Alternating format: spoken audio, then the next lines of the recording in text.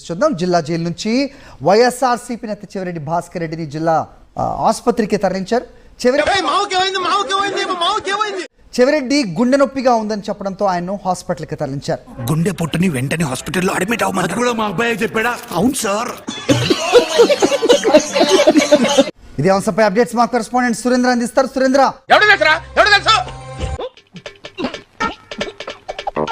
ఎలా ఉంది ప్రస్తుతం చెవిరెడ్డి భాస్కర్ రెడ్డి పరిస్థితి? వైద్యులు ఏం చెప్తున్నారు?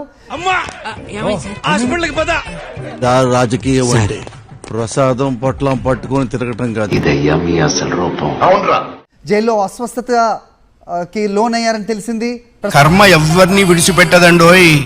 కూటమి ప్రభుత్వం కక్ష సాధింపు చర్యల్లో భాగంగా అనుకున్నా అడు తిరిగి నా మీదగా వస్తాడు అనుకున్నా అక్రమ కేసును బనాయించింది. దాంట్లో గత ప్రభుత్వంలో క్రియాశీలకంగా ఉన్న వాళ్ళందరినీ కూడా ఒక్కొక్కరిని టార్గెట్ చేస్తున్న మాజీ ఎమ్మెల్యే చెవిరెడ్డిని కూడా లిక్కర్ కేసులో పోలీసులు అరెస్ట్ చేశారు. అన్ని లిక్కర్ ఫ్యామిలీయా ప్రస్తుతం ఆయన రిమాండ్ ఖైదీగా విజయవాడ జిల్లా జైల్లో ఉన్నారు. అయితే ఈ రోజు ఉదయం కొంత గుండెప్పుగా ఉందంటూ కూడా చెవిరెడ్డి జైలు అధికారులు చెప్పడంతో హుటాహుటిన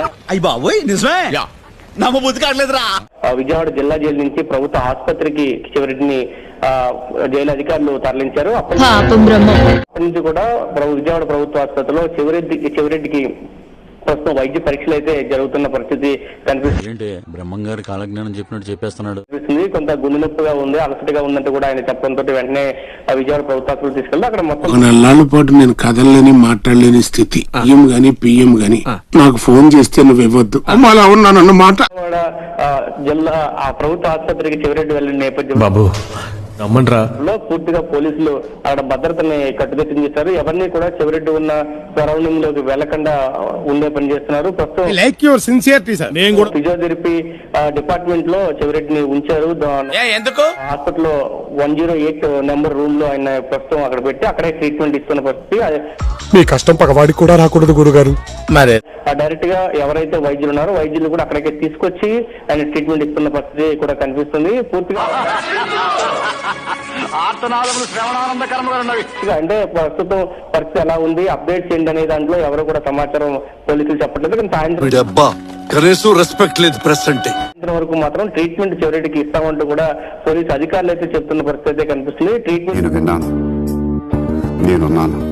ఇచ్చిన అనంతరం మళ్ళీ తిరిగి విజయవాడ జిల్లా జైలుకి అయితే చెవిరెడ్డిని తరలించే అవకాశం అయితే కనిపిస్తుంది. హరి, రాజకీయ నాయకుడికి హాస్పిటల్లో ఉన్నంత ప్రశాంతత ఇంకెక్కడా ఉండదురా. పెద్ద ప్లానింగే మనం చూస్తూనే ఉన్నాం వల్లభనేని వంశీ విషయంలో ఆసుపత్రి వర్గాలు ఏ రకంగా బిహేవ్ చేస్తూ ఉన్నాయి, అంతా బాగానే ఉంది, ఎలాంటి వైద్యం అందిస్తోంది కూడా.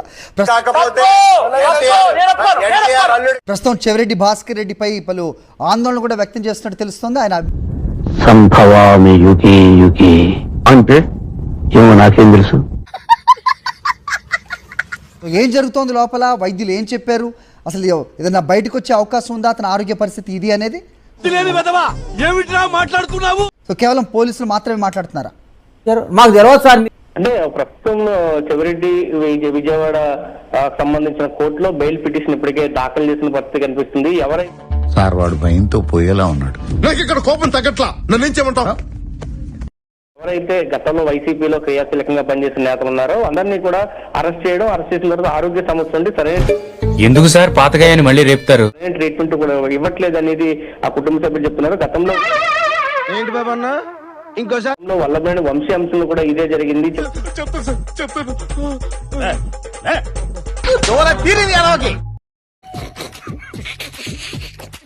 చివరికి కోర్టుకి వెళ్ళిన తర్వాత కోర్టు నుంచి ఒక కార్పొరేట్ హాస్పిటల్ కి పంపించిన పరిస్థితి. అక్కడ కూడా 5వ తారీఖు వరకు వైద్యం అందించాలంటే ముందు